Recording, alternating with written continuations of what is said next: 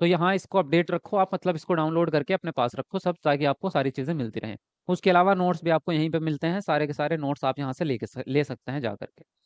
चलिए शुरू करते हैं आज का टॉपिक, है ना? करें शुरू, आ चुके हैं सबके सब?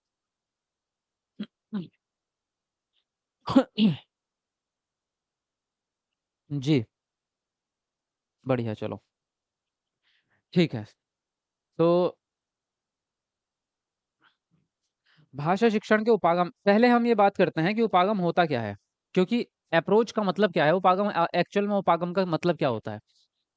उपागम जो है, अगर हम बात करें उपागम क्या चीज़ है, तो जैसे हमारी शिक्षण विधियाँ होती हैं, वैसे ही आपके शिक्षण उपागम होते हैं आपके। तो हम उपागम को इस तरह से लेके चलते हैं, जैसे जो आपकी शिक्षण विधियाँ होती हैं, जो मेथड्स होते हैं, वो तो सभी के लिए एक ही होते हैं कि टीचर को वो मेथड इस्तेमाल करने ही करने हैं, है ना? वो मेथड इस्तेमाल करके आप टीचिंग करेंगे तो आपकी टीचिंग बढ़िया हो जाएगी। जैसे कि आप मान लीजिए प्रोजेक्ट मेथड इस्तेमाल कर रहे हैं, तो बच्चों को कोई क्रियाविधि में लगा दिया।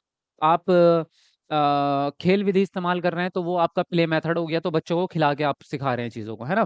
तो ये तो आपके मेथड्स हो जाते हैं। फिर अप्रोचेस क्यों बनाए अलग से? अप्रोच बनाने की ज़रूरत क्या थी? अप्रोच का मतलब होता है उपागम, और उपागम का जो आसान शब्द है वो होता है पहुँच। क्या होता है? पहुँच। अब पहुँच का मतलब ये होता है आपका कि जब हमें किसी जगह पर पहुँचना होता है, तो हमें उसके लिए प्रिपरेशन करनी पड़ती है। जैसे मान लीजिए हमें जो है, मान लीजिए कश्मीर से दिल्ली पहुँचना है, या दिल्ली से कश्मीर जाना है, तो हमें क्या करना पड़ेगा? उसके लिए तैयारी करनी पड़ेगी, और एक रास्ता होगा जिस रास्ते से हम वहाँ पे जाएँगे। अब वो रास्ता कौन-सा होगा? अब वो रास्ता बस का रास्ता भी हो सकता है कि बाय रोड हम अपनी कार से या बस से जा रहे हैं, या वो रास्ता आपका जो है ट्रेन का भी हो सकता है, हम ट्रेन में बैठ के चले जाएँ, या वो रास्ता हवाई जहाज़ का भी हो सकता है कि भई हम हमें उड़-उड़ के चले जाएँ, है ना? तो कई सारे आपके तरीके हो सकते हैं। तो ये जो पहुँच है आपकी, यहाँ से कहीं पहुँचने के लिए जो तरीका आप अपनाते हैं, उसी को उपागम कहेंगे, उसी को अप्रोच कहेंगे। फिर दूसरे वे में इसको इस तरह से हम समझ सकते हैं कि हमें जब कहीं पहुँचना होता है, तो जैसे आपके वाइगोत्स्की के सिद्धांत में क्या दिया गया है, समीपस्थ विकास का क्षेत्र दिया गया है। तो हम जो समीपस्थ विकास का क्षेत्र होता है, वो बच्चे की पहुँच होती है, कि बच्चा भी वर्तमान स्थिति में ये जानता है, उसको ये नेक्स्ट चीज़ सिखानी है। बच्चे को मान लीजिए 2 का पहाड़ा आता है, बच्चे को 3 का पहाड़ा सिखाना है, तो 3 का पहाड़ा उसका समीपस्थ विकास है, तो वो उसकी पहुँच है। मतलब वहाँ तक उसको पहुँचाना है। अब उस जगह तक पहुँचाने के लिए जो तरीका आप इस्तेमाल करेंगे ना, उसी को अप्रोच कहते हैं। उसी को अप्रोच कहेंगे कि आप कौन-कौन से तरीके इस्तेमाल कर सकते हैं, बच्चे का लेवल अप करने के लिए, बच्चे को वहाँ तक पहुँचाने के लिए। तो शिक्षण विधियों में और अप्रोचेस में बहुत ज़्यादा बड़ा अंतर नहीं है, बहुत माइनर सा है, इसको समझना बड़ा बारीकी वाला काम है कि इसको आप समझ पाएँ। तो आप अगर इसको नहीं भी समझ पाते, तो आप इनको शिक्षण विधियों के तौर पे ही सीख सकते हैं, कि ये भी शिक्षण विधियाँ ही हैं एक तरह से। बस इसमें ये है कि हम बच्चे को एक लेवल से दूसरे लेवल पर पहुँचाने की कोशिश करते हैं, कि मुझे ये टारगेट मैंने बना लिया है, और इस टारगेट को अचीव करने के लिए, इस टारगेट तक पहुँचने के लिए मुझे इस उपागम का या इस तरीके का इस्तेमाल करना है। तो अब उपागम वाला मामला आई थिंक आपके दिमाग में थोड़ा-सा क्लियर हो गया होगा। तो अब कौन-कौन से उपागम आपके हिंदी में इस्तेमाल होते हैं वो समझेंगे हम। जब आप हिंदी नहीं इंग्लिश में भी इस्तेमाल होते हैं, मतलब लैंग्वेज की बात करते हैं, कोई-सी भी भाषा आप सिखाएँगे, तो भाषा में यही तरीके इस्तेमाल होंगे जो उपागम आज की क्लास में हम पढ़ने वाले हैं। रेडी अब आप सब लोग पढ़ने के लिए आगे? हाँ जी, ठीक है चलो, बढ़िया सब लोग आ भी चुके हैं, वेरी गुड। चलो वीडियो को लाइक तो कर दो जितने लोग आ चुके हैं सब के सब, है ना? कमेंट को नीचे करके फटाफट से वीडियो लाइक कर दो।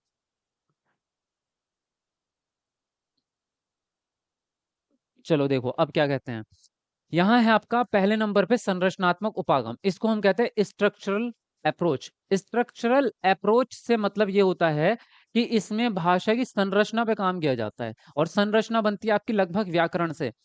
जो आपकी एक अब हम इसको छोटे लेवल से लेके चलते हैं, जैसे कि आपकी संरचना, हम अक्षर की संरचना की बात करें, तो अक्षर कैसे बनाया जाएगा? अक्षर की अपनी एक संरचना होती है, एक आकृति होती है। भाई अब हम मैंने अपने मुँह से बोला कि आपको ना बनाना है, ना। तो ना जो बनाने का एक तरीका होगा, उसका एक अप्रोच होगा कि ना को हम ऐसे लिखेंगे। भाई इसकी एक संरचना है अपने आप में, है ना? अब शब्द की अगर मैं बात करूँ, तो मैंने बोला आपको लिखना है पुष्प, या आपको लिखना है फूल, तो मैं कैसे लिखूँगा? पुष्प लिखना है मुझे, तो मुझे पता है कैसे लिखना है। तो एक संरचना है ना भाई, कि पा को शुरू में लगाया, ऊ की मात्रा कहाँ लगाई। अगर मैं इसको ऐसे लिख देता, तो क्या ये पुष्प हो जाता? तो ये संरचना गलत हो गई हमारी, है ना? तो ये गलत हो गई ना आपकी संरचना। तो हम क्या करते हैं, एक स्ट्रक्चर बना के चलते हैं। जब आप लैंग्वेज को सिखाएंगे तो एक स्ट्रक्चर सिखाएंगे बच्चे को कि इस स्ट्रक्चर में हम भाषा का इस्तेमाल करेंगे। जैसा इसमें लिखा है, वाक्य अथवा शब्दों की संरचना पर केंद्रित होती है। बच्चे को नए वाक्य, शब्द और विचार की संरचना करवाना। देखो विचार भी आया उसमें आगे आपका। पहले हम बच्चे को सिखाते हैं किसी शब्द की रचना कैसे करनी है। शब्द में स्पेलिंग्स आती है, सबसे मेन इंपॉर्टेंट होती है आपकी स्पेलिंग। और अगर बोलने की बात आएगी जब, तो हम उसमें बात करते हैं उच्चारण की। तो उच्चारण आपका मेन रहेगा कि आपको किस तरह से बोलना है। जैसे कि आप बोलते हैं कि लानत है आप पर, तो कोई कोई बोलता है लानत को नालत है आप पर, है ना? ऐसा आपने देखा होगा, सुना होगा कहीं ना कहीं। या फिर कई लोग जो है, लखनऊ होता है ना, लखनऊ, तो उसको बोलते हैं नखलऊ। आपने सुना होगा नखलऊ जा रहे हैं हम, लखनऊ का नखलऊ। तो वो क्या कर रहे हैं, स्ट्रक्चरल अप्रोच उनका खराब है। तो स्ट्रक्चरल अप्रोच का मतलब यही होता है कि बच्चे को हम किस प्रकार से सिखा रहे हैं, संरचना के आधार पर सिखा रहे हैं कि ज्ञान मतलब लैंग्वेज को कैसे बनाया जाए, कैसे निर्मित किया जाए। तो ये बेस किस पे रहेगा, मोस्टली ये व्याकरण पे बेस्ड रहेगा, है ना? आप संरचना, जो वाक्यों की संरचना हो, या शब्द की संरचना हो, या आपके विचारों की संरचना हो, तो ये किस पे आधारित होना चाहिए, व्याकरण पे। लेकिन क्या ये सिर्फ इतने तक ही सीमित है कि बस वाक्यों की संरचना या शब्दों की संरचना ही इसमें आएगी? नहीं, इसमें एक और सबसे मेन इंपॉर्टेंट है, और वो है ज्ञान की संरचना। ज्ञान की संरचना या ज्ञान का निर्माण। तो जो आपका संरचनात्मक उपागम है, ये किस पे आधारित है आपका? ये है रचनावाद पे आधारित। और रचनावाद तो हम पहले पढ़ चुके हैं, इसमें ज्ञान का निर्माण होता है बच्चे के द्वारा। तो जो हम ये चीजें सिखाएंगे बच्चे को, जो भी चीजें निर्माण करना हम सिखा रहे हैं, ये हम बच्चे को रटवाएंगे नहीं, ये हम बच्चे को लिखित रूप में नहीं समझाएंगे, ये हम बच्चे को याद नहीं करवाएंगे। हम इसको भी लर्निंग बाय डूइंग के मेथड से ही करेंगे। इसमें भी बच्चे के साथ प्रैक्टिकल पहले करेंगे। बच्चे का बच्चे को वाक्य इस्तेमाल करना सिखाएंगे, डेली लाइफ में शब्द इस्तेमाल करना सिखाएंगे, उच्चारण सिखाएंगे। उसके बाद में उसको लास्ट में सिखाएंगे कि कहाँ शुद्धि करनी है, कहाँ पे इसको जो है आगे पीछे शब्द को रखना है, कैसे इसका शुद्धतम रूप, उसमें बाद में आएंगे। पहले शुरुआत हम बच्चे से ही करेंगे, यानी कि बच्चा ही खुद से ज्ञान का निर्माण करेगा। ये संरचनावाद पे ही आधारित उपागम होता है आपका। आई थिंक ये उपागम आपको समझ में आया कि संरचनात्मक उपागम होता क्या है। अगर आ रहा है तो यस लिखते रहना। Construction of knowledge, yes. Hello, सुन रहे हो? कितने लोग क्लास छोड़कर जाने वाले थे तो फिर क्यों करने लगे? राधे, राधे पासवान। आपको क्या दिक्कत हो रही है राधे जी? अगर लोग क्लास कर रहे हैं तो करने दो ना।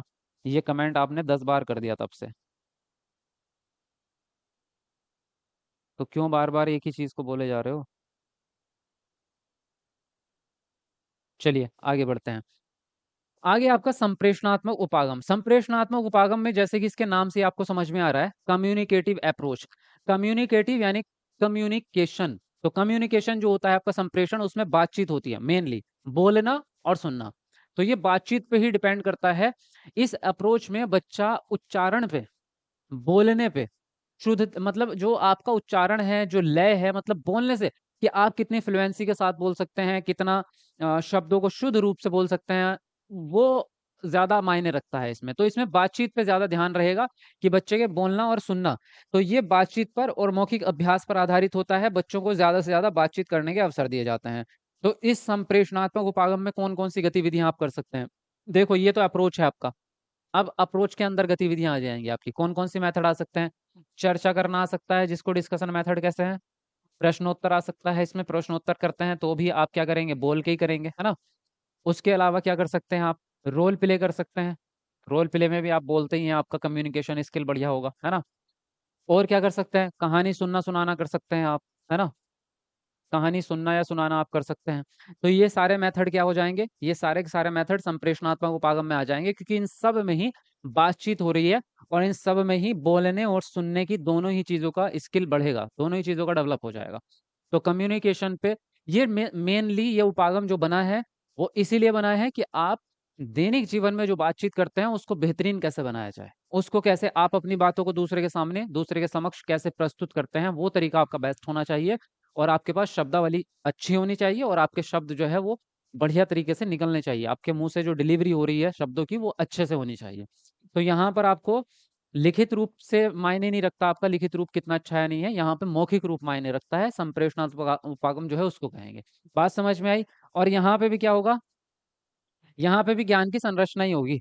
यहाँ पे भी हम इसको अर्थ निर्माण ही कहते हैं।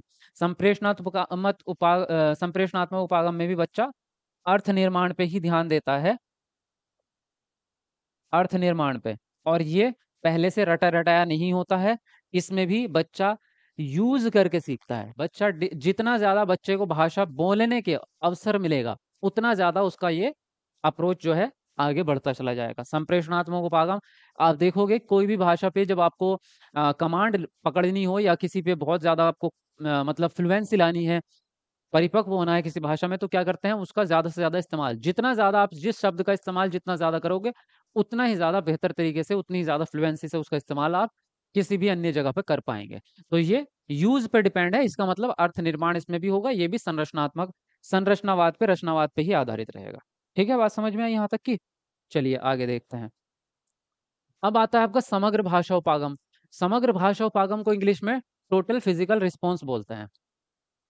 टोटल फिजिकल समग्र भाषा उपागम भी होता है और समग्र भौतिक उपागम भी कहते हैं इसको कई बार। ठीक है, समग्र भौतिक उपागम, तो ये भी याद रख लेना।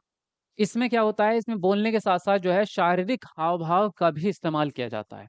कैसे? जैसे अभी फॉर एग्जाम्पल मैं जब आपको कोई बात समझाता हूँ, लगा, जब मैं आपको कोई बात समझाता हूँ, तो बात भेजे में आसानी से घुसती है। तो मैं क्या कर रहा हूँ, शब्द तो मुंह से निकाल रहा हूँ, लेकिन उसके साथ में मेरे हाव भाव भी चल रहे हैं, है ना। जब हम कॉग्निटिव डेवलपमेंट पे ध्यान देते हैं, तो अपनी इच्छाओं को, समझ में आ रही कुछ मैं क्या कर रहा हूँ, लग रहा है कुछ, अपनी इच्छाओं को जब हम बताते हैं, तो उसको हम कहते हैं अंतरावैयक्तिक। दूसरे की इच्छाओं को, दूसरे की, तो क्या कर रहा हूं मैं बात तो बोल रहा हूं, लेकिन उसके साथ में अपनी बॉडी लैंग्वेज का पूरा इस्तेमाल कर रहा हूं। मैं अपनी बॉडी लैंग्वेज का बहुत ज्यादा इस्तेमाल करता हूं, आप लोग देखते होंगे मेरी वीडियोस में कि मैं बहुत ज्यादा अपनी बॉडी लैंग्वेज का इस्तेमाल करता हूं। बहुत बार तो मैं आपको एक्टिंग करके दिखा देता हूं, जब और ज्यादा मुझे बहुत अच्छे से उस चीज को प्रेजेंट करना होता है। तो ये क्या है, ये समग्र भाषा उपागम है आपको। इसमें बच्चा भी सेम यही चीज करेगा।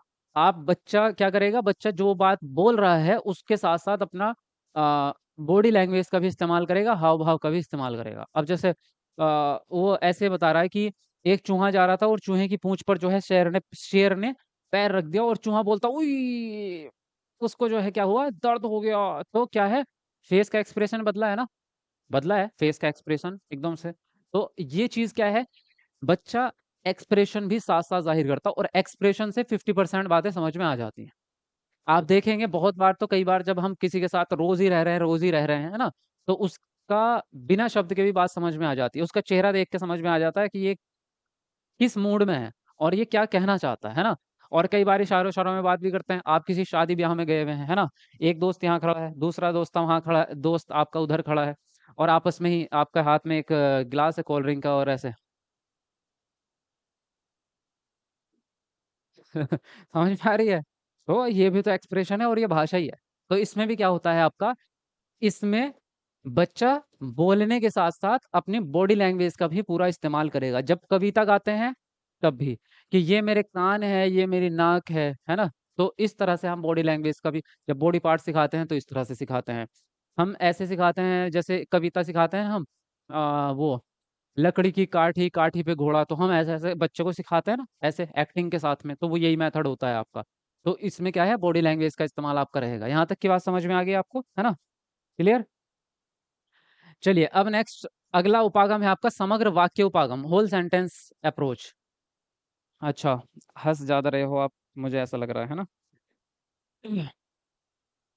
चलिए, अच्छा बात समझ में आ रही है, पहले मुझे बताओ भाई। हम्म, ठीक, ओके। आई थिंक ये टॉपिक सिलेबस में नहीं है, नया टॉपिक है। मन्नत, आप अब बोल रहे हो, मैंने क्लास के स्टार्टिंग में बोला ये, मैंने स्टार्टिंग में ही बोला था कि ये टॉपिक नया है। और ये टॉपिक आपका 3-4 सालों से जो है ट्रेंडिंग में है, और पिछले वाले सीटेट में, उससे पिछले वाले में, ये 3 बार से जो है ये टॉपिक काफ़ी ज़्यादा सीटेट में आ रहा है आपका। तो मैं आपको नई तरीके से ही पढ़ा रहा हूँ, जो नई चीज़ें सीटेट में आ रही है उसके हिसाब से ही मैं आपका क्लासेस करवा रहा हूँ। मैं ऐसा नहीं कि आपके ओल्ड फैशन के हिसाब से नहीं, नए तरीके से ही सारी चीजें चल रही हैं आपकी। देखो अब चलता है आपका समग्र वाक्य उपागम, होल सेंटेंस अप्रोच। सेंटेंस के नाम से समझ में आ गया, संपूर्ण वाक्य, है ना। इसमें क्या होगा, पहले वाक्य के अर्थ पर जोर दिया जाता है और बाद में उसकी संरचना पर। पहले वाक्य फिर संरचना। अभी ऊपर हमने जो पढ़ा था, संरचनात्मक स्ट्रक्चर वाला मेथड है, तो इसमें हम साथ साथ क्या लेके चलते हैं, संरचना को लेके चलते हैं। जब हम बच्चे को वाक्य सिखा रहे हैं, तो हम शुरुआत कहाँ से करते हैं? पहले शब्द का सिखाएँगे। पहले तो हम अक्षर सिखाएँगे, अक्षर की संरचना, फिर हम वाक्य की शब्द की संरचना सिखाएँगे, फिर वाक्य की संरचना सिखाएँगे। जब बच्चा वाक्य वाक्य वगैरह-वगैरह बोलना सीख जाएगा, सुनना सीख जाएगा, समझना, फिर उसको नए-नए थिंकिंग, फिर उसके विचारों की संरचना होगी, नए विचारों की। यहाँ क्या है, ये आपका समग्र वाक्य उपागम जो होता है, ये एक और टीचिंग मेथड होता है आपका, वो मैं अलग से पढ़ाऊँगा। टीचिंग के रूल्स होते हैं आपके। 4 5 रूल्स होते हैं, वो अलग से पढ़ाऊँगा आपको। उसमें ये चीज़ भी आती है आपकी। इसमें क्या होता है, पहले हम पूरे सेंटेंस को प्रेज़ेंट करते हैं और सेंटेंस का मीनिंग भी बच्चे को बता देते हैं। जैसे कि फॉर एग्ज़ाम्पल मैं बच्चे को ये बताऊँ कि मैं दिल्ली जा रहा हूँ, इसका क्या मतलब है? बच्चा समझ जाएगा, हाँ, आप दिल्ली जा रहे हैं, बात खत्म हो गई। लिखना भी सिखा दिया चलो बच्चे को और बच्चे को पढ़ना भी सिखा दिया, मैं दिल्ली जा रहा हूँ। या कौवा आसमान में उड़ता है, समझा दिया। उसके बाद में उस सेंटेंस के पार्ट्स पे बाद में आएँगे हम। उस सेंटेंस में अब हम बताएँगे कि मैं दिल्ली जा रहा हूँ, इसमें क्या है मैं जो है वो करता है। यानी कि वो आपका मैं एक इंसान हूँ, मैं काम करने वाला व्यक्ति हूँ। जो भी काम कर रहा हूँ वो मैं करूँगा इस सेंटेंस के अंदर, है ना? दिल्ली आपका जो है एक तरह से क्या है आपकी दिल्ली तो आपका कर्म है ना? यानी कि आपका ऑब्जेक्ट हो गया। जाना क्या है आपका? जाना आपकी वर्ब हो गई। रहा हूँ, तो क्या हो गया आपका हेल्पिंग वर्ब हो गई, सहायक क्रिया जिसको हिंदी में कह देते हैं। तो ये चीज़ें हम कब सिखाएँगे? ये चीज़ें बाद में सिखाएँगे। फिर उसमें आपको सिखाएँगे ये कि कहाँ पे आपको फुल स्टॉप लगाना है, कौन से सेंटेंस में आपको क्वेश्चन मार्क लगाना है, कौन से सेंटेंस में आपको जो है कॉमा कहाँ पे लगाना है। ये बारीक वाली चीज़ें जो हैं ये बाद में सिखाएँगे। और इसमें किस तरह से शब्द को बनाएँगे, स्पेलिंग मिस्टेक्स पे भी बाद में ध्यान देंगे। तो पहले इसमें पूरे वाक्य का अर्थ पता लगेगा बच्चे को और बाद में उसकी उसके अंदर पार्ट्स क्या हैं, उसकी संरचना कैसे बनी है, वो सब चीज़ें बाद में आएगी। इसमें पूरा सेंटेंस बच्चा एक साथ में इस्तेमाल करता है, तो ये कहेंगे हम इसको होल सेंटेंस अप्रोच। फिर आता है आपका कोश विषयक उपागम, लेक्सिकल अप्रोच। इसमें क्या होता है, कोश विषयक से मतलब आपका है डिक्शनरी। कोश जो बोलता है ना आपका, वो डिक्शनरी को बोलता है ना? डिक्शनरी जो होती है आपकी, जिसको हिंदी में क्या बोलते हैं? शब्दकोश बोलते हैं। डिक्शनरी को क्या बोलते हैं? शब्दकोश बोलते हैं। तो डिक्शनरी में क्या होता है भई, आपका मेन पर्पज़ क्या होता है डिक्शनरी का? डिक्शनरी का मेन पर्पज़ है आपको शब्दों को सिखाना और शब्दों के अर्थ को सिखाना। यही होता है, वर्ड मीनिंग्स होता है आम भाषा में। वर्ड मीनिंग सिखाना आपका किसका काम है? डिक्शनरी का काम है। तो वर्ड मीनिंग पे जब आप ध्यान देते हैं, तो वही आपका ये बन जाता है कोश विषयक उपागम। इसमें बच्चे की शब्दावली बढ़ाने पे ध्यान दिया जाएगा। इसमें बच्चों की शब्दावली विकसित करने पर जोर दिया जाता है तथा शब्दों के अर्थ और उसका उपयोग पर ध्यान दिया जाता है। इसमें अब तरीके कई सारे होते हैं इसके। इसके तरीके क्या-क्या हो सकते हैं? इसके तरीके आपके कहानी हो सकती है, कविता हो सकती है, बातचीत हो सकती है, न्यूज़पेपर की कटिंग पढ़वा सकते हो, उसमें बड़े नए-नए शब्द आते हैं, फिर उसका मीनिंग समझा सकते हो। तो इसमें नए शब्दों पे ध्यान दिया जाएगा कि बच्चों की शब्दावली को कैसे बढ़ाया जाए। शब्दावली बढ़ाने के बहुत सारे तरीके हो जाएँगे, जैसे-जैसे मैंने अभी बताया है। कविता के माध्यम से काफ़ी नए-नए शब्द बच्चा सीखेगा, कहानी के माध्यम से सीखेगा, है ना? न्यूज़पेपर पढ़ा सकते हो आप बच्चों को, उसके माध्यम से भी सीख जाएगा नए-नए शब्द। बातचीत के माध्यम से सीखेगा बच्चा नए शब्द, है ना? और समाज में ले जा सकते हो उसको, खेल के माध्यम से भी नए-नए शब्द सीखता है। तो इस उपागम में क्या करेंगे हम, शब्दावली बढ़ाने पे ध्यान देंगे बच्चे की, डिक्शनरी के हिसाब से। चलिए, आगे बढ़ते हैं। अब आता है आपका यहाँ पर स्वनिम उपागम, जिसको हम कहते हैं फ़ोनेटिक्स अप्रोच। फ़ोनेटिक्स में एक शब्द जुड़ा हुआ है आपका और वो है फ़ोन। क्या है? इसी से स्टार्ट हुआ ना, देखो ध्यान से, है ना? और फ़ोन का इस्तेमाल किस लिए होता है? अभी तो आप कहोगे गेम देखने के लिए, नेटफ्लिक्स पे मूवीज़ देखने के लिए, नहीं, नहीं, नहीं। फ़ोन का जो मेन पर्पज़ है वो है बातचीत करना, है ना? फ़ोन का जो मेन पर्पज़ है, टेलीफ़ोन का पर्पज़ होता है कि आप किसी व्यक्ति से बात कर सकें जो आपसे दूर है। तो इसमें बातचीत की बात होती है और फ़ोन से आवाज़ आती है और आवाज़ जाती है आपकी। तो स्वनिम जो होता है आपका, वो आवाज़ पे ही डिपेंड होता है आपका। जो फ़ोनेटिक्स होता है आपका, वो आवाज़ पे डिपेंड करता है।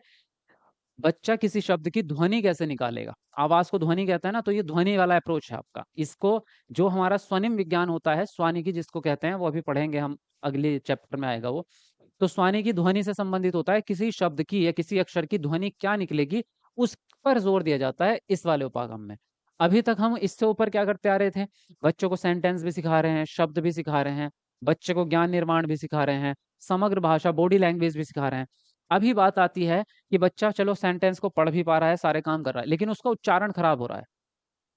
बच्चा ठीक से बोल नहीं पा रहा। शायर को शायर बोल रहा है ना? या बच्चा जो है आपका बर्तन को बत्तन बोल रहा है। तो अभी क्या है उसके उच्चारण में प्रॉब्लम है, तो अब ये उपागम आप अपनाएँगे, इसमें मौखिक भाषा से संबंधित है और बच्चे के उच्चारण पे काम किया जाएगा इसमें। किस पे? उच्चारण पे काम किया जाएगा कि किसी शब्द का क्या आवाज़ निकलेगी, उस शब्द की या उस अक्षर की आवाज़ क्या निकलेगी, उस पे काम किया जाएगा। ठीक है? समझ में आई बात आपको? फिर उसके बाद में अब आता है आपका next method, top down model. Top down model approach क्या होता है देखो इसका। ये आपका टॉप डाउन मॉडल किसी भी सब्जेक्ट में अप्लाई हो सकता है, सिर्फ़ हिंदी में ही नहीं, किसी में भी हो सकता है। तो हमारे 2 तरीके होते हैं, जैसे इससे पहले हमने एक जो अभी होल सेंटेंस वाला पढ़ा है, उसमें क्या कर रहे थे हम, पहले पूरे सेंटेंस का अर्थ बता रहे थे, उसके बाद छोटे टुकड़ों पे आ रहे थे। उसी चीज़ को देखते हुए टॉप डाउन का मतलब ये हो जाता है कि ऊपर से स्टार्ट करेंगे यहाँ से और नीचे की तरफ चलते रहेंगे, ठीक है? मैंने अभी भी गलत ही लिखा है। इसको मतलब स्टार्टिंग 5 नंबर से होनी चाहिए, लास्ट से होनी चाहिए। इसको हम ये कह सकते हैं कि जैसे कि आपको पहले आप एक पैराग्राफ पढ़वाएँगे बच्चे को, ठीक है? पैराग्राफ पढ़ने के बाद आप वाक्य सिखाएँगे बच्चे को अलग-अलग, वाक्यों के बाद आप शब्द सिखाएँगे बच्चे को और शब्द के बाद आप अक्षर सिखाएँगे। इस तरह से आप चलेंगे कि पहले पूरा पैराग्राफ का क्या मतलब है, पूरी एक कहानी सुना दी बच्चे को। एक पूरी कहानी सुन ली, ठीक? अब कहानी के बाद उसमें क्या-क्या सेंटेंसेस थे, कौन से नए-नए शब्द आए थे, कैसे उनको कहाँ फिट किया था, कौन-सा अ, फिर उसमें ये भी सिखा सकते हो आपकी व्याकरण के हिसाब से कहाँ-कहाँ पे कौन-कौन से नए शब्द आए, नई ग्रामर आई है, बहुत सारी चीज़ें होती हैं हिंदी में सिखाने के लिए। छंद, रस, अलंकार हालाँकि इस लेवल पे प्राथमिक पे सिखाते नहीं है, लेकिन सिखा सकते हो। तो इसमें क्या है उल्टा चलता है, पहले पैराग्राफ सिखाया, फिर वाक्य सिखाए, फिर शब्द सिखाया, फिर अक्षर सिखाया। तो यानी कि ऊपर से लेके नीचे की तरफ को आप इसमें चलते हैं और ये अप्रोच भी आपका काफ़ी हद तक काफ़ी ठीक होता है। जैसे अभी मैं आपको बताऊँ, जब मैंने ये क्लास स्टार्ट की है, तो मैंने आपको सबसे पहले क्या बताया था कि अप्रोच होता क्या है? मैंने आपको ये बताया था कि अप्रोच क्या होता है, तो ये मैंने आपको सबसे ऊपर की बात पहले ही बता दी। समझ में आ रही है? फिर मैं अप्रोच बताने के बाद आपको आया हूँ कि अप्रोच बताने के बाद इसको अपनी क्लास में अपनी बच्चों के सामने कैसे इसको इस्तेमाल करना है, वो चीज़ मैंने आपको बाद में बताई है। उसके बाद में मैं अब आपको जो है अप्रोच के प्रकार बता रहा हूँ कि प्रकार क्या होते हैं और प्रकार बताने के बाद अप्रोच के अंदर उनकी विशेषताएँ क्या हैं, वो सबसे बाद में बता रहा हूँ। तो मैं टॉप डाउन ही चला हूँ अगर देखा जाए। देखा जाए तो मैं ऊपर से नीचे की तरफ ही चल रहा हूँ ना, तो ये टॉप डाउन मॉडल है। यानी कि टॉप मतलब ऊपर, डाउन मतलब नीचे, तो ऊपर से नीचे की तरफ चल रहा हूँ मैं। तो ये टॉप डाउन मेथड होता है आपका कि पहले आप पूरी प्रक्रिया एक बार मोटा-मोटा समझा दो, फिर उसके बाद में उसकी विशेषताओं पे आओ, है ना? जैसे कि आप कोई बायोग्राफ़ी बताना चाहते हैं, कहीं घूमने गए थे आप, वहाँ की बात बताना चाहते हैं, तो आप सबसे पहले क्या करते हैं कि पता है मैं मसूरी गया था और वहाँ का व्यू आय हाय हाय! क्या शानदार व्यू था मतलब देख के मज़ा आ गया, मन को सुकून मिल गया, है ना? पहले आप यही बात बताएँगे। ये पहले आप ये बताएँगे कि मेरी बात सुन, एक घास का पौधा था और एक लाल कलर का फूल था और थोड़ी-सी बर्फ़ भी पड़ी थी वहाँ और 4 सड़कें थी वहाँ पे, सड़क पे 5 गाड़ियाँ खड़ी थी और एक व्यक्ति फ़ोन पे बात कर रहा था। सामने वाले की बुद्धि चकरा जाएगी, वो कहेगा अबे क्या क्या बकवास कर रहा है? क्या क्या कहना क्या चाह रहा है भाई, हाँ? कहना क्या चाहते हो? वही वो चीज़ हो जाएगी। तो उसको समझ ही नहीं आएगा बात क्या चल रही है। अगर आप पहले उसको ये बता दोगे कि मैं मसूरी गया था और वहाँ पे मैंने एक दृश्य देखा जो बहुत शानदार था। अब उस दृश्य में क्या था वो खुद जानने के लिए कहेगा, भाई क्यों इतना शानदार था बता मुझे क्या देखा तूने वहाँ पे? अब वो खुद कहेगा आपसे कि बता अब मुझे क्या था वहाँ पे ऐसा कि उस इतना शानदार आपको लगा। तो ये मेथड काम आया या नहीं आया? काम आता है। ठीक समझे आप? ये होता है आपका टॉप डाउन। अब बॉटम अप इसका बिल्कुल अपोज़िट होता है। इसमें छोटी चीज़ से ऊपर की तरफ चलते हैं। लेखन प्रक्रिया में most important bottom up approach ही चलेगा। पठन में भले ही ये वाला चल जाए, लेकिन लेखन में तो यही चलेगा आपका। जैसे कि लेखन में सबसे पहले तो आप अक्षर बनाना पहले तो आप स्क्रैबलिंग यानी कि इस तरह की लाइनें खींचना ही सिखाते हो बच्चे को। फिर आप उसको सीधी लाइनें खींचना सिखाओगे, है ना? बच्चे को अक्षर बनाना सिखाओगे। अक्षर के बाद आप उसको शब्द सिखाओगे। शब्द के बाद ही वो वाक्य लिख पाएगा। जब आप नीचे से ऊपर की तरफ चलते हैं, जैसे बच्चे को पहले आपने गिनती सिखाई 1, 2, 3, 4, 5 क्या होता है। गिनती के बाद आपने उसको जोड़ना सिखाया कि 1 और 1 2 होते हैं, 2 और 4 6 होते हैं। उसके बाद आपने उसको गुणा करना सिखाया कि 2 को 2 से गुणा करोगे तो 4 हो जाएगा। तो क्या कर रहे हैं आप? डाउन टू अप चल रहे हैं। तो बात समझ में आई? नीचे से ऊपर की ओर चल रहे हैं, बॉटम अप अप्रोच इसको कहते हैं। अब मुझे बताओ कि यहाँ तक की बातें आपको समझ में आ रही हैं या नहीं आ रही हैं? पता चल रहा है कि मैं बोले जाऊँ और आपको बात ही ना पता चल रही हो क्या की? उच्चारण क्या होता है? प्रोनाउंसिएशन, जो आप बोलते हैं, प्रोनाउंसिएशन होता है ना आपका, किसी शब्द को कैसे बोल रहे हैं, उसको हिंदी में उच्चारण कहते हैं।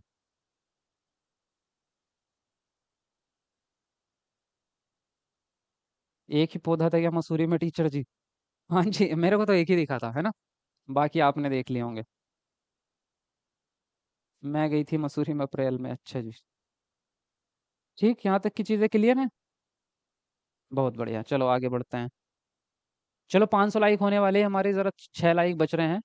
तो ज़रा एक बार कमेंट को नीचे करके सब लोग जो है जल्दी से फटाफट से वीडियो को लाइक करो, सब लोग जल्दी से करो। फिर आगे बढ़ते हैं।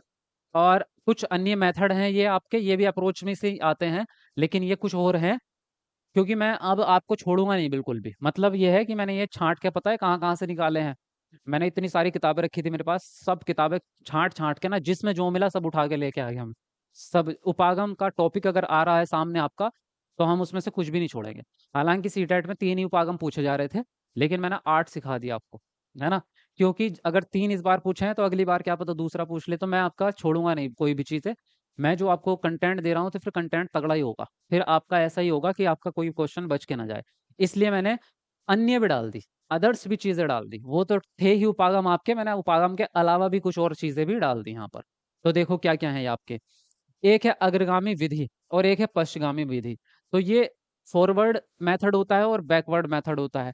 सेम ऐसा ही है जैसा ये है आपका टॉप डाउन मेथड और आपका बॉटम अप मेथड है जैसा। अग्रगामी विधि वो होती है जिसमें आप लाइन से शुरू करके सीधा आगे की तरफ बढ़ते हैं, एक एक करके चीजों को सीखते हैं, वो होती है आपकी अग्रगामी। इसमें क्या है, देखो दोनों में फर्क ये है, इसमें तो आप होल मेथड का इस्तेमाल करते हैं, फर्क समझ लेना। टॉप डाउन में क्या है, शुरू में आपने पूरा पैराग्राफ ही समझा दिया, यानी कि पैराग्राफ आपने पूरा समझाया, एक ही चीज थी, ये पैराग्राफ था मान लो, तो पैराग्राफ पूरा ही था। वाक्य भी पैराग्राफ के अंदर रहेंगे, शब्द भी पैराग्राफ के अंदर रहेंगे, अक्षर भी पैराग्राफ के अंदर रहेगा, व्याकरण भी पैराग्राफ के अंदर रहेगा। यानी कि आपने एक संपूर्ण ब्योरा बच्चे के सामने रख दिया। बात समझ में आई? यहाँ पे पूरा होगा, पूरा एक पूरा ब्योरा सामने रखा जाता है। जैसे फॉर एग्जांपल मैं आपके सामने जो है कोल्ड ड्रिंक की एक बोतल रख दूं, और फिर मैं बताऊं आपको कि कोल्ड ड्रिंक के अंदर क्या क्या चीजें मिली हुई है, किस किस चीजों से बना है ये, क्या कितना पानी, कितना शुगर, कितना सब चीजें इसके अंदर है, वो मैं बाद में बताऊं। तो मैंने आपके सामने पूरा का पूरा वातावरण रख दिया। लेकिन इसमें इसमें आपका पूरा पूरा कंप्लीट ब्योरा सामने नहीं रखा जाता।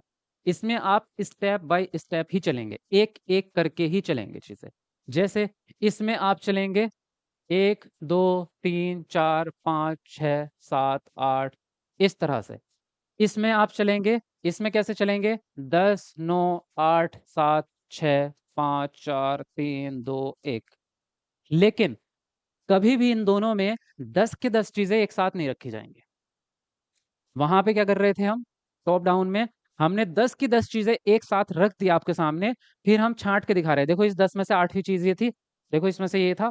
तो उसमें पूरी चीजें एक साथ सामने रख दी जाती हैं, लेकिन यहाँ पर पूरी चीजें एक साथ नहीं रखी जाएंगी। इसमें एक एक एक एक ही सिखाया जाएगा। पहले एक का पहाड़ा, फिर दो का पहाड़ा सिखाएंगे, फिर तीन का पहाड़ा सिखाएंगे, फिर चार का पहाड़ा सिखाएंगे, फिर 10 का, है ना? तो ये होता है आपका अग्रगामी मेथड, जिसमें आप शुरू से लेके आगे की तरफ चलते हैं। जैसे फॉर एग्जाम्पल इसको और आसान भाषा में इस तरह से समझो, एक किताब है आपकी, एसएसटी पढ़ रहे हैं आप, एसएसटी एनसीईआरटी की किताब पढ़ रहे हैं आप, है ना? तो आपके पास में क्या है, छठी क्लास, आपके पास में 6 7 और 8 क्लास की 3 क्लास की एनसीईआरटी आपको पढ़नी है मान लो सीटेट की तैयारी के लिए। तो कुछ बच्चे ऐसे होंगे जो ये चाहते हैं कि हाँ मैं स्टार्टिंग से ही पढूं, तो मैं पहले छठी क्लास की एनसीईआरटी पढ़ेंगे, फिर 7वीं की, फिर 8वीं। लेकिन कुछ महापुरुष ऐसे होते हैं कि पहले मैं 8वीं क्लास की एनसीईआरटी पढ़ूंगा, क्योंकि मुझे वो ज़्यादा इंपॉर्टेंट लग रही है। अगर पिछली छूट भी गई तो मुझे ज़्यादा फर्क नहीं पड़ेगा, क्योंकि मेरी 8वीं कंप्लीट हो जाएगी। तो वो पहले 8वीं क्लास की एनसीईआरटी पढ़ लेंगे, उसके बाद 7वीं क्लास की एनसीईआरटी पढ़ेंगे। अगर एग्जाम पास आ गया तो छठी को छोड़ देंगे, नहीं पढ़ेंगे, और नहीं आया एग्जाम, टाइम बचेगा तो फिर छठी को भी पढ़ लेंगे। तो वो कहाँ से शुरू कर रहे हैं, ऊपर से। पहले 8वीं क्लास की करी, फिर 7वीं क्लास की, फिर छठी। तो ये क्या है, ये बैकवर्ड है, ये पश्चिगामी विधि है। तो आपके दो तरीके होते हैं। अब ये मेथड आपका मैथमेटिक्स में भी इस्तेमाल होता है। देखो मैथमेटिक्स में किस तरह से इस्तेमाल होता है ये तरीका। मैथमेटिक्स में कई बार इस तरह के सवाल आते हैं। अच्छा बोर तो नहीं हो रहे भाई? मैं काफ़ी ज़्यादा एक्सप्लेनेशन करता हूँ चीज़ों को, मैं तब तक नहीं छोड़ता जब तक बिल्कुल बुद्धि में ना घुस जाए। तो कभी आप सोचो कि सर जी ज़्यादा बोर कर रहे हो इतनी लंबी चौड़ी बातें कर करके, बता देना। कई बार ऐसा मेथड आता है, एक्स प्लस वाई एक 1/2 इंटू जेड बराबर 64 इंटू एक्स अपॉन वाई। इस तरह का ही सवाल आता है और आपको सिद्ध करना होता है कि ये दोनों बराबर हैं या नहीं है। तो अगर आपने यहां से प्रश्न को सॉल्व किया, ठीक है, x plus 2y upon 2 into Z, फिर आपने x plus 2y z upon 2, 2 से 2 काटो। तो यहाँ से, अब ये मत कहना कि मैं गलत कर रहा हूँ या सही, मैं तो एग्जाम्पल दे रहा हूँ, मैं सॉल्व नहीं कर रहा। अब यहाँ से आगे चलते गए, फिर लास्ट में आपका यही आ गया। तो ये क्या था, आपने सीधी तरफ से स्टार्ट किया तो आप अग्रगामी। लेकिन अगर आप उधर से स्टार्ट करते कि पहले मैं इसको सॉल्व करना स्टार्ट करूं, तो इस तरह से किया मैंने। अब y का जो मान दे रखा था प्रश्न में वो 8 दे रखा था, ठीक है, तो मैंने इसको काट के और फिर आगे, तो उसके बाद क्या आएगा, वो पश्चगामी मेथड हो गया आपका। आपने पीछे की तरफ से स्टार्ट किया है। ये अग्रगामी अगर इधर से स्टार्ट किया, उधर से स्टार्ट किया तो पश्चगामी मेथड हो गया आपका। बात समझ में आई दोनों या नहीं आ गई अभी तक भी, बता दो भाई। इससे ज्यादा और नहीं बचा मेरे पास में। कभी और कितना आसान चीजें सिखाऊं आपको, इससे ज्यादा तो बच्चों को भी कोई नहीं सिखाता, प्राइमरी के बच्चों की तरह पढ़ाता हूँ मैं आपको, छोटे बच्चों की तरह। बताओ समझ में आई या नहीं आई बात?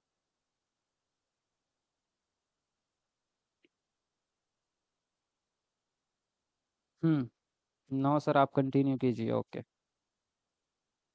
आपका समझाने का तरीका अच्छा है, थैंक यू।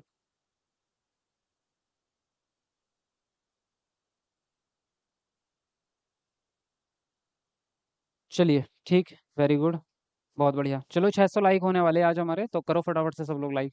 हाँ, आगे देखते हैं। अब आदेशात्मक उपागम होता, आदेशात्मक उपागम बहुत आसान है। इसमें सिर्फ ऑर्डर दिया जाता है। क्या? इसमें सीधा ऑर्डर दिया जाता है बच्चे को कि ये कर लो वो कर लो, बस बात खत्म। यहाँ पे बच्चे से कहा जाएगा चलो अपनी किताब निकालो, वो बच्चा किताब निकालेगा। फिर कहेंगे राहुल खड़ा हो जा, और ये जो कविता है पेज नंबर 22 पे, इस कविता को पढ़ना स्टार्ट करो, बच्चा पढ़ना स्टार्ट कर देगा। बाकी बच्चों से कहोगे तुम भी इसके पीछे पीछे दोहराओ, वो दोहराएंगे। टीचर आदेश देता जाता है, बच्चे करते जाते हैं, बस। तो ये मेथड बहुत ज्यादा अच्छा नहीं है आपका टीचिंग में, बहुत बढ़िया मेथड नहीं है ये आपका। तो ये आपका आदेशात्मक। वर्णनात्मक क्या होता है? वर्णनात्मक होता है आपका एक्सप्लेनेशन मेथड, जो होता है ना आपका, उसके जैसा ही होता है। किसी चीज के बारे में पूरा ब्यौरा देना। यानी कि आप कोई अपना लिख के आ गए, सारा एक टॉपिक के बारे में सारी थ्योरी लिख के आ गए, और क्लास में आके और बच्चे सामने बैठे और उसको पढ़ के सुना दिया आपने, या उसको एक्सप्लेन कर दिया कि देखो ये चीज होती है, ठंड में ये फल आते हैं, गर्मी में ये फल आते हैं, वगैरह वगैरह। बच्चे कुछ नहीं कर रहे, बस आपको बैठे हुए सुन रहे हैं। तो ये होता है वर्णन करना, एक्सप्लेन करना, बस आप सामने उनके क्या कर रहे हैं, डेस्क्रिप्टिव, डेस्क्रिप्ट कर रहे हैं। तो ये आपका, ये भी बहुत ज्यादा अच्छा मेथड नहीं है, ये भी आपका प्राइमरी लेवल पे बेकार होता है। व्यवहारवादी उपागम जो होता है आपका बिहेवियरिस्ट, इसमें बाह्य चीजों के द्वारा, बाह्य उत्प्रेरक के द्वारा, उत्प्रेरक क्या होता है आपका, स्टिमुलेशन होता है, इंग्लिश में इसको स्टिमुलेशन कहते हैं। स्टिमुलेशन कहते हैं कि बाहरी चीज के द्वारा आप क्या कर रहे हैं, बच्चों पे इफेक्ट डाल रहे हो। कि बच्चे को क्या किया आपने, या तो बच्चे को इनाम दिया कि जो सबसे पहले ये चैप्टर याद करेगा उसको 5 स्टार मिलेंगे, तो आपने एक प्रेशर क्रिएट कर दिया बच्चे के ऊपर। या बच्चे से कहा कि जो होमवर्क पूरा नहीं करके आएगा उसको 10 डंडे पड़ेंगे, दंड मिलेगा उसको। तो आपने बाहर से क्या कर दिया, प्रेशर बना दिया। तो ये एक व्यवहारवादी मेथड है। दूसरा व्यवहारवादी ये होता है आपका कि बच्चों को किसी काम में लगाया जाता है, और इसमें संरचनावाद से तो थोड़ा अलग ही रहेगा इसमें, क्योंकि इसमें काम पे भी जो लगाओगे उसमें बच्चा ज्ञान का नया निर्माण नहीं करता। मेन इसका जो मेन जो है ना पर्पस, वो है व्यवहार को बदलना। क्या है? व्यवहार को बदलना। तो बच्चे के व्यवहार को बदला जाता है इसमें। जैसे कोई बच्चा बहुत दंगा मस्ती करता है क्लास में, तो या तो उसके पास में आपके तरीका है दंड, कि सजा दे के उसको शांत बिठाओ। या फिर एक तरीका है कि जो उसको पसंद है भाई, जो अगर उसको कुछ खाने का पसंद है तो उसको खाने को दे दिया, उसको कुछ और पसंद है वो कह दिया कि तू अपनी पसंद का काम कर ले, लेकिन शांत बैठा रहे, बाकी लोगों को डिस्टर्ब मत कर। तो उसमें भी बच्चे का बिहेवियर आप चेंज कर रहे हैं धीरे धीरे, है ना? तो बिहेवियरिज्म में यही किया जाता है कि बिहेवियर को चेंज किया जाता है बाहरी उत्प्रेरण के द्वारा। तो ये मेथड आपका संरचनावाद के हिसाब से या रचनावाद के हिसाब से गलत होता है। ये मेथड भी आप सीटेट में इस्तेमाल नहीं करते। तो ये तीनों के तीनों ही आपके निगेटिव ही हैं। लेकिन बताने ज़रूरी हैं ताकि आपको पता रहे कि इनको नहीं सही लगाना, इनको छोड़ना है ना? पता होना चाहिए आपको इनका मीनिंग। तो इसलिए ये भी आपके उपागम है। सिर्फ़ सीटेट के पर्पज़ से ये उपागम गलत हैं, ऐसा नहीं है कि पूरी दुनिया में ये उपागम इस्तेमाल ही नहीं होते, इस्तेमाल बहुत होते हैं और बड़ी क्लासेस में तो यही चलते हैं आपके। अगर आप हाई स्कूल में, इंटर कॉलेज में या ग्रेजुएशन में जाओगे तो आदेशात्मक ही चलेगा आपका, वर्णनात्मक ही चलेगा आपका। आपका वहाँ पे प्रोफ़ेसर आप आकर के आपको ये नहीं कहेगा चलो जी सुभाष चंद्र बोस का रोल प्ले करेंगे आज। वो आएगा, बोलेगा 10 लाइनें, फलाना-ढिमकाना वहाँ जन्म हुआ था, वहाँ ये हुआ था, लिखो इसको रजिस्टर पे, आज का लेक्चर फिनिश, चलो घर चलते हैं। बस यही चलता है आपका प्रोफ़ेसर में, वहाँ पे यही चलेगा आपका, ठीक है? हाँ जी। तो ये उपागम आपके यहाँ तक के आपको क्लियर हो गए। अब इन विधियों और उपागमों का प्रयोग भाषा शिक्षण को अधिक प्रभावी और बच्चों के लिए सुलभ बनाने के लिए किया जाता है। यानी कि बच्चे जो है इससे चीज़ें सीखेंगे आपके, ठीक है? चलिए, उपागम आपके कंप्लीट हो गए हैं, तो आज की क्लास यहीं पे फिनिश करते हैं, नेक्स्ट टॉपिक कल पढ़ेंगे। अगर किसी को कुछ पूछना है, कुछ कहना है तो आप पूछ सकते हैं, बाकी तो आई थिंक सारी चीज़ें आपको समझ में आई गई होंगी, बहुत प्यार से आपको चीज़ें समझाई है मैंने आज। आज क्या रोज़ ही अच्छे से ही समझाता हूँ मैं। चलो पूछो किसी को कुछ पूछना है तो बाकी वीडियो को लाइक शेयर कर दो और चैनल को सब्सक्राइब कर लो अगर नहीं कर रखा है तो। और जिसने नोट्स नहीं लिए वो नोट्स पढ़ना अभी से स्टार्ट कर दो क्योंकि फिर लेट हो जाएगा आपके लिए सभी के लिए, है ना? तो जितनी जल्दी हो सके अपनी तैयारी स्टार्ट करो सबके सब। ये चैप्टर बहुत मुश्किल लग रहा है। नया चैप्टर है ना, मुश्किल इसलिए लग रहा है। मुश्किल मतलब समझने में मुश्किल आई है क्या ये बताओ? मुश्किल है इसलिए क्योंकि ये नया है। तो आपको इसका रिवीजन करना पड़ेगा थोड़ा-सा, ठीक है? बाकी अगर बात करें इसको एक्सप्लेनेशन की या समझाने की, मुझे नहीं लगता पूरे यूट्यूब पे कोई ये मतलब वो नहीं है घमंड नहीं है, लेकिन मेरा कॉन्फिडेंस है, इससे बेस्ट तरीके से कोई समझाए तो बताना। मैं आपको इतने बेस्ट से भी बेस्ट तरीके से समझाता हूँ चीज़ों को, बिल्कुल डाउन ले जाके आपकी ज़िंदगी से जोड़ के। आप खुद समझ सकते हो, आप बचपन से पढ़ते ही आ रहे हो चीज़ें, तो टीचर्स तो आपको बहुत मिले होंगे समझ में, तो आप सोच सकते हो कि कितने प्यार से आपको कोई समझाता है, बताओ। चलिए ईवीएस का क्लास होगा? हाँ, ईवीएस का होगा 5 बजे। आज मैंने अपकमिंग में क्लास लगाई नहीं थी, अपनी अपकमिंग में लगाने का टाइम नहीं मिला, तो इसलिए लगा नहीं पाया मैं, ठीक है? बाकी क्लास आपकी होगी और एसएसटी की भी होगी क्लास आपकी। जी, पूरी तरीके से समझ में आ गया? एकदम बढ़िया है सर जी। कितनी फीस है नोट्स की गुरुजी? फीस आपकी 400 रुपीज़ है, नोट्स की फीस।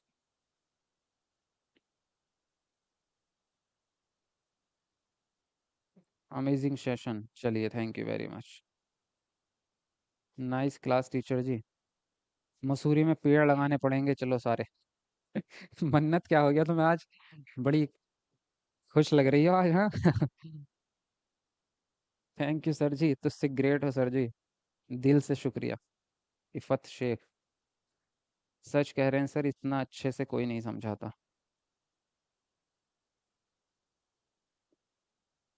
6 बजे गुरुजी या 5 बजे? 6 बजे, 6 बजे, 5 बजे तो यही चल रही है ये वाली क्लास।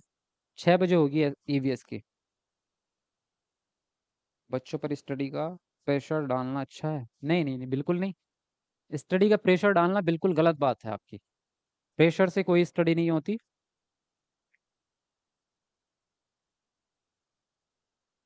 सॉल्व पेपर कहाँ से मिलेंगे? सॉल्व पेपर आपको चलो मैं ही दूंगा, और कहाँ मिलेंगे? बाकी तो किताबें आती हैं आपकी, तो किताबें खरीद सकते हो अगर आप खरीदना चाहो तो, बाकी वरना तो मैं आपको दे दूँ। खुश देखकर खुश नहीं हुए? नहीं नहीं, मैं बहुत खुश हूँ भाई, आप सब खुश रहो, मैं आपकी खुशी से तो मैं खुश रहूंगा ना, आप खुश रहेंगे तो हम भी खुश रहेंगे। बिल्कुल खुश रहो सब। हम्म। मुझे गाइड करें कि मुझे सिर्फ क्लास 1 to 5 का ही टीचर की तैयारी करनी है, तो कौन सा पेपर की तैयारी करूं? सीटेट पेपर 1 की तैयारी करो आप, फर्स्ट पेपर की। आज टेलीग्राम पर मैसेज नहीं आया, अच्छा। चलो, शायद मैं भूल गया हूँगा। ठीक है।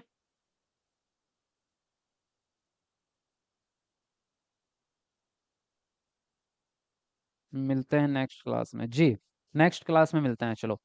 वीडियो को लाइक और शेयर भी किया करो भाई, अपने स्टेटस पे लगा दो व्हाट्सएप पे, या शेयर करना चाहते हो आप, ग्रुप्स वगैरह होंगे उसमें शेयर कर